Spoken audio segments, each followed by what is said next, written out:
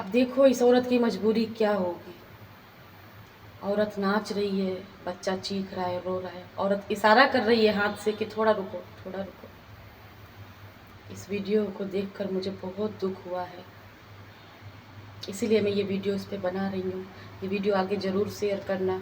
मैं उन सभी हस्बैंड और उन सभी वाइफ से कहना चाहती हूँ जो माँ बाप हैं कि अपना घर परिवार लेकर चलो, अपने बच्चों को कभी भी अलग मत करो, कितनी भी दुख परेशानियाँ आ जाएं अलग मत करो। कभी कभी होता है हस्बैंड छोड़ देता है वाइफ को, तो माँ एक ऐसी चीज़ है ना, अपने बच्चे साथ में लेके जाती है। एक बार बाप छोड़ देता है कि जाओ बच्चे ले जाओ, लेकिन माँ कहती है कि हम भूखे मर जाएंगे लेकिन हम बच्चे अपने साथ में लेके जाएंगे।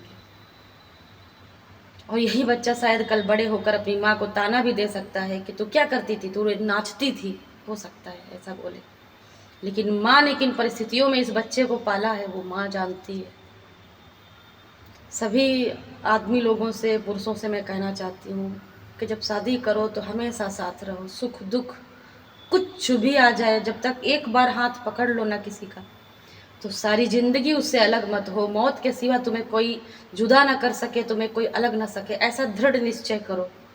क्योंकि जब औरत आती है ना अपने मायके से एक बार शादी करके, निकाह करके, साथ फेरे लेकर, तो वो सिर्फ और सिर्फ अपने हस्बैंड को अपना भगवान, अपना खुदा, अपना सब कुछ, अपनी ज़िंदगी मानती है।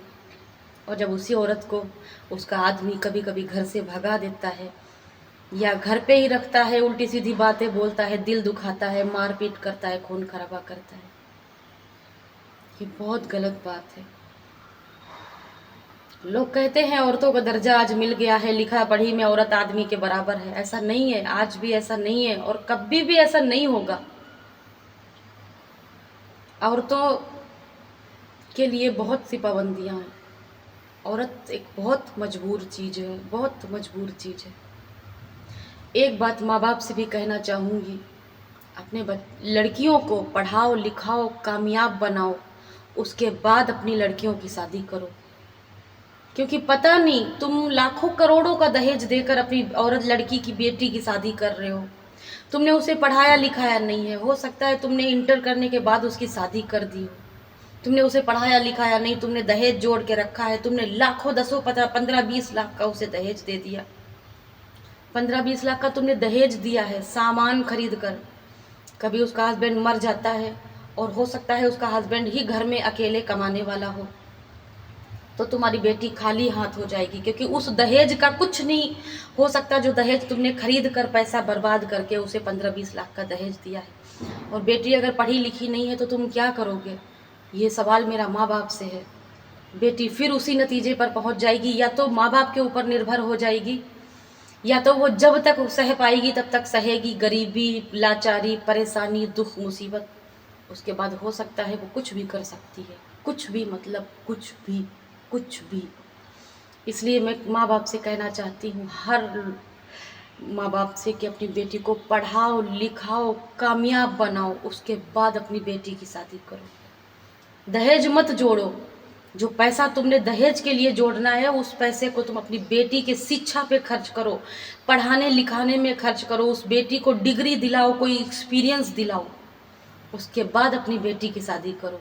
अगर कल हस्बैंड छोड़ देता है, हो सकता है हस्बैंड मर जाए, कुछ हो जाए, छोड़ दे, तलाक दे दे, लड़ाई झगड़ा हो जाए, कुछ भी हो जाए, जब तुम्हारी बेटी कामयाब होगी ना, जो तुम्हारे ऊपर, तुम्हारे दरवाजे पे आकर 2 रोटी खाने के लिए नहीं मांगेगी, वो खुद अपने पैरों पे खड़ी हो जाएगी। और अगर तुमने उसे दहेज दे दिया है, सामान खरीद कर उसे दे दिया है 15 लाख का, 20 लाख का, तो वो उस औरत के लिए कचरा है, कूड़ा है, कोई कीमत नहीं है उस दहेज की।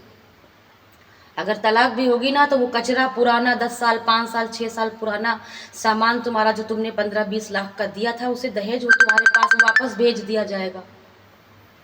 और 15-20 का जो तुमने सामान दिया था ना, उसकी कीमत 1-2 लाख रुपए की होगी, हो सकता है 50,000 की। 15-20 लाख तुम्हारा पानी में गया। उसी पैसे से अगर तुम बच्ची को अपनी पढ़ा दोगे ना, तो अगर कभी कोई अनहोनी ससुराल में होती है, तो वो बच्ची तुम्हारे मायके में आकर तुम्हारे टुकड़ों पे नहीं गिरेगी। हो सकता है, माँ बाप से मेरा कहना है, 2 दिन बाद तुम चल बसो, भाई भौजाई किसी के नहीं होते हैं। अगर बेटी को कामयाब बना दोगे तो बेटी का भविष्य संवर जाएगा और सुधर जाएगा।